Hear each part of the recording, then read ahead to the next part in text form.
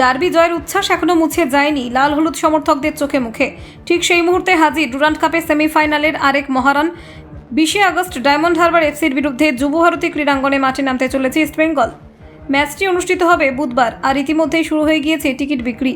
Ticket কেটে প্রিয় দলকে গলা ফাটিয়ে উৎসাহ দিতে প্রস্তুত লাল হলুদের জনজোয়ার। সেমিফাইনালের টিকিট বিক্রি শুরু হয়েছে অনলাইন এবং অফলাইন দুই মাধ্যমে। মূলত বুক মাই শো প্ল্যাটফর্মে অনলাইনে টিকিট কাটতে পারবেন সমর্থকরা। অফলাইনে ইস্টবেঙ্গল ক্লাবের টিকিট কাউন্টার থেকেও টিকিট পাওয়া যাচ্ছে নির্দিষ্ট সময় পর্যন্ত। টিকিটের দাম শুরু 150 টাকা থেকে, পাশাপাশি রয়েছে 200, 250 ও 300 টাকার টিকিটও। একজন সমর্থক সর্বাধিক 4টি টিকিট কিনতে পারবেন, এমনটাই জানিয়েছেন আয়োজক সংস্থা। সেমিফাইনালের মতো হাই ভোল্টেজ ম্যাচে গ্যালারিতে জায়গা পাওয়া সহজ হবে না, তাই আগে ভাগে টিকিট কাটা বুদ্ধিমানের কাজ। কোনো র্যাম্পে বসবেন কোন দলের সমর্থক?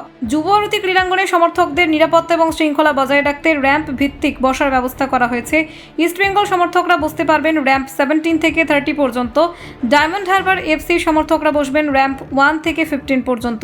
এর ফলে দুই দলের সমর্থকদের জন্য আলাদা করে ব্যবস্থা নেওয়া হয়েছে, যাতে গ্যালারিতে উত্তেজনার মধ্যেও বজায় থাকে শৃঙ্খলা।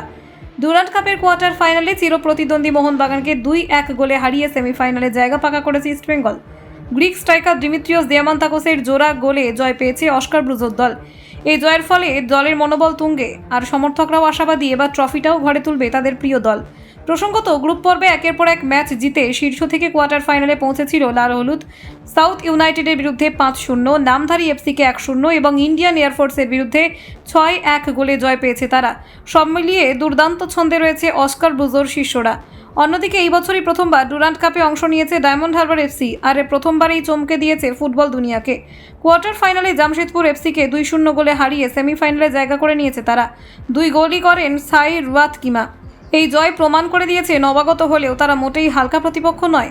বুধবার যুবভারতী ফের পরিণত হবে এক মহোৎসবে। একদিকে ঐতিহ্যবাহী ইস্টবেঙ্গল, অন্যদিকে নবাগত কিন্তু আত্মবিশ্বাসী ডায়মন্ড হারবার। দুই দলের মুখোমুখি লড়াই মানেই 90 মিনিটের রুদ্ধশ্বাস, টানটান উত্তেজনা।